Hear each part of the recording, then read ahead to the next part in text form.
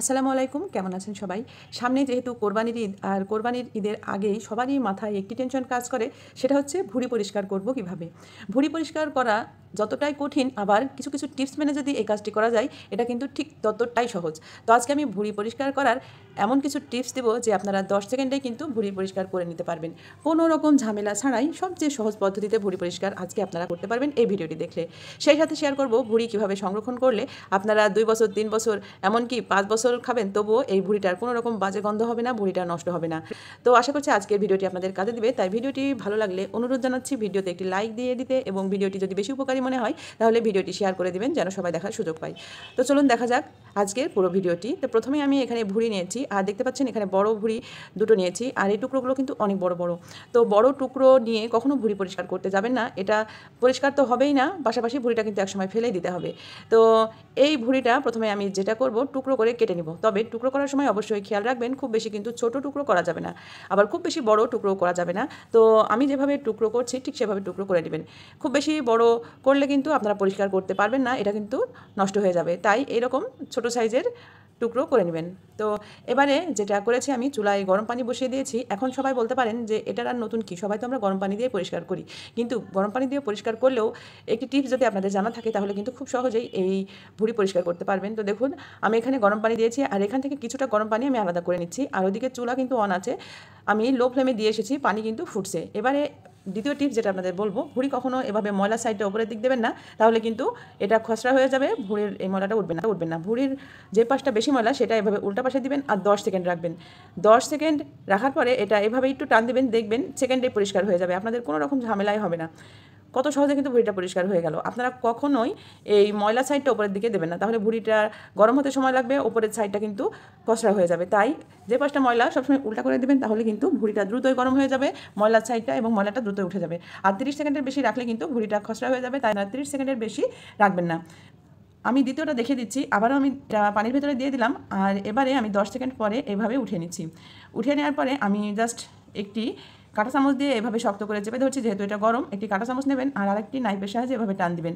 যদি নাইফ না থাকে সেক্ষেত্রে আপনারা চামচের সাহায্যে কিন্তু এভাবে টান দিতে পারেন, খুব সহজে কিন্তু এই ভুঁড়ির ময়লাটা উঠে যাবে। আর এর বেশি রাখলে, ওই যে আগেই বললাম, বেশি টাইম যদি রাখেন তাহলে কিন্তু ভুঁড়ির এই ময়লাটা আবারও ভুঁড়ির গায়ে শক্ত হয়ে লেগে যাবে, তখন কিন্তু আপনারা হাজার চেষ্টা করেও এটা উঠাতে পারবেন না। তো দ্বিতীয় নম্বর ভুঁড়িটাও কিন্তু আমার পরিষ্কার হয়ে গেল। এবারে আমি তৃতীয় নম্বর ভুঁড়িটা পরিষ্কার করব। দেখুন এই ভুঁড়িটার নিচের অংশে কিন্তু ময়লা রয়েছে, এখানে কিন্তু দেখা যাচ্ছে যে ভুঁড়ির ভেতরে যেই আবর্জনাটা থাকে সেটা পরিষ্কার করার সময় ভুঁড়ির গায়ে লাগিয়ে ফেলে, সেক্ষেত্রে কিন্তু এই ময়লাটা উঠতে চায় না। তো সেটা উঠানোর জন্য আমি একটি টিপস এখানে শেয়ার করছি। প্রথমেই আমি ভুঁড়ির ওপরের কালো ময়লাটা এভাবে উঠিয়ে নিচ্ছি। তো দেখুন এভাবে আমি একটি টান দিলাম, আর কত সহজে উঠে গেল। তো এক্ষেত্রে আপনাদের যদি 7 পল্লব ভুঁড়ি হয়, অর্থাৎ আমাদের এলাকায় যেই 7টা পার্ট থাকে সেই ভুঁড়িকে 7 পল্লব ভুঁড়ি বলে, তো সেটা হলে আপনারা একটি একটি করে পার্ট উল্টিয়ে নেবেন নাইফের সাহায্যে বা কাঁটা চামচের সাহায্যে, আর একটা টান দিবেন, সহজেই কিন্তু পরিষ্কার হয়ে যাবে। আর মোটা ভুঁড়িগুলো আপনারা পরিষ্কার করবেন ঠিক একইভাবে, সেক্ষেত্রে 10 সেকেন্ডের জায়গায় 15 থেকে 20 সেকেন্ড রাখবেন, কেননা মোটা ভুঁড়িগুলো উঠতে একটু সময় নেয়। মোটা বলতে কিছু কিছু ভুঁড়ি আছে একটু ঘর ঘর মতো করা ভেতরে, তো সেগুলোর জন্য বলছি, সেগুলো আপনারা 15 সেকেন্ড রাখবেন 10-এর জায়গায়, তাহলে দ্রুতই উঠবে। তো দেখুন আমি এটা পরিষ্কার করেছি, কিন্তু পিছন সাইডের এই ময়লাটা ওঠেনি। পিছন সাইডের ময়লাটা ওঠানোর জন্য আমি আবার একটু গরম পানির ভিতরে দিলাম, আর এভাবে টান দিতে কিন্তু সহজে উঠে যাচ্ছে। আপনারা গরম পানির ভিতরে দিয়ে এভাবে আলতো হাতে টান দিবেন, দেখবেন এই ময়লাগুলো কিন্তু সহজেই উঠিয়ে নিতে পারবেন। এই ময়লাগুলো উঠানোর পরে আপনারা এক সাইড করে রাখবেন, সরিয়ে সরিয়ে দিবেন, নাহলে কিন্তু এই ময়লাগুলো আবারও ভুঁড়ির গায়ে লেগে যাবে, আবার কিন্তু ভুঁড়িটা ময়লা হবে। ভুঁড়ির পেছন সাইডে কিন্তু দেখা যায় যে চর্বি থাকে, সেই চর্বির সাথে যদি এই ময়লাটা লেগে যায় এটা কিন্তু উঠানো বেশ কঠিন। তাই আপনারা ভুঁড়ি পরিষ্কার করবেন একটি করে, আর ভুঁড়ির ময়লাগুলো কিন্তু এভাবে সাইডে সরিয়ে দিবেন, তাহলে জায়গাটা পরিষ্কার থাকলে এই ময়লাটা কিন্তু আর ভুঁড়ির গায়ে লাগবে না।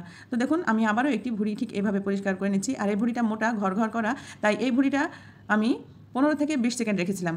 তো দেখুন কত সহজে উঠে যাচ্ছে। তো দেখুন আমি এভাবে সবগুলো ভুঁড়ি কিন্তু পরিষ্কার করে নিচ্ছি। এখন পুরো ভুঁড়ি পরিষ্কার করা দেখাতে গেলে ভিডিওটি অনেক বড় হয়ে যাবে, তাই এখানে আমি 5 থেকে 6টা ভুঁড়ি পরিষ্কার করে আপনাদের দেখালাম। এবারে যেটা করতে হবে, আমি ভুঁড়িগুলো পরিষ্কার পানি দিয়ে আগে ধুয়ে নিয়েছি। ধুয়ে নেওয়ার পরে আমি এখানে একটু গরম পানি দিয়ে আবারও এই পেছনের ময়লাগুলো একটু আধটু যা লেগে আছে সেটা উঠিয়ে নেওয়ার চেষ্টা করছি, আর এভাবে করলে কিন্তু এই ময়লাটা দ্রুত উঠে যাবে। তো দেখুন জায়গায় জায়গায় একটুখানি কালো কালো লেগে আছে, পেছনে যে চর্বি আছে চর্বির সাথে এই ময়লাটা লেগে আছে, এটা আমি উঠিয়ে নিচ্ছি। তো এভাবে উঠিয়ে নেওয়ার পরে আমি আবারও একটু পরিষ্কার পানি দিয়ে ধুয়ে নিব। ধুয়ে নেওয়ার পরে এটা কিন্তু রেডি হয়ে যাবে। এখন তারপরে আমি আপনাদের দেখে দিচ্ছি ফ্রিজে কীভাবে ভুঁড়ি রাখলে ভুঁড়ি আপনারা 1 বছর 2 বছরেও খেতে পারবেন, কোনো রকম নষ্ট হবে না, কোনো রকম গন্ধ হবে না।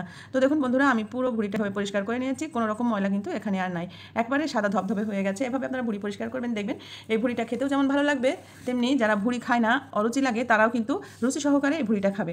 এবারে আমি সবগুলো ভুঁড়ি এইভাবে উঠিয়ে নিচ্ছি একটি কড়াইয়ে। আপনারা কড়াইয়ে নেওয়ার পরে যেটা করবেন, এর ভিতরে দিয়ে দিবেন সামান্য একটু হলুদের গুঁড়ো, ভুঁড়ির পরিমাণ অনুযায়ী দিবেন, কেননা পরবর্তীতে যখন ভুঁড়িটা রান্না করবেন তখন কিন্তু হলুদের গন্ধ হতে পারে, তাই এরকম একটা আন্দাজ মতো হলুদ দিয়ে দিবেন। তারপরে দিয়ে দিবেন সামান্য একটু মরিচের গুঁড়ো এবং দিয়ে দিবেন সামান্য লবণ।